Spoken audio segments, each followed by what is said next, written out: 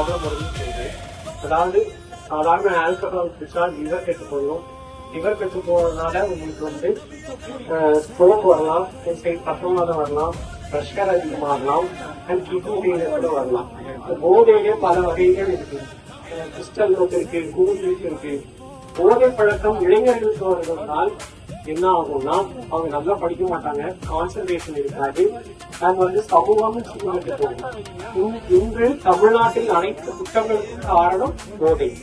இந்த போதையை பின்பற்றாமல் இருந்தால்தான் தமிழகம் நல்ல சமுதாயத்தை நோக்கி செல்லும். தாவேக அரசு செய்ய வேண்டும் என்று இந்த லீடர் அண்ணாமலை சார்பாக ஒரு கோரிக்கை வைக்கிறோம். தேங்க்யூ.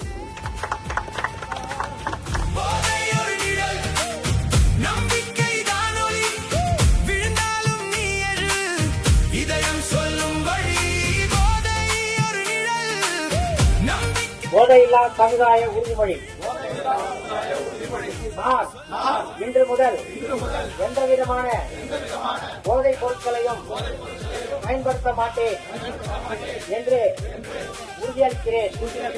போதை பழக்கத்திற்கு எதிராக விழிப்புணர்வை ஏற்படுத்துவேன்.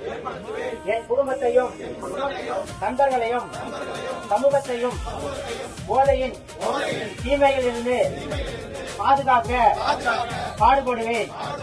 இளைஞர்களை நல்லொழுக்கம், கல்வி, விளையாட்டு மற்றும் சமூக பணிகளில் ஈடுபட ஊக்குவிப்பேன்.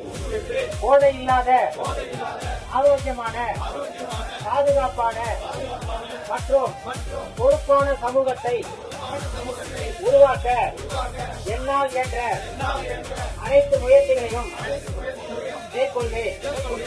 மாறுவோம், மாற்றுவோம், மாறுவோம், மாற்றுவோம், மாறுவோம். போதை இல்லாத தமிழகத்தை உருவாக்குவோம்.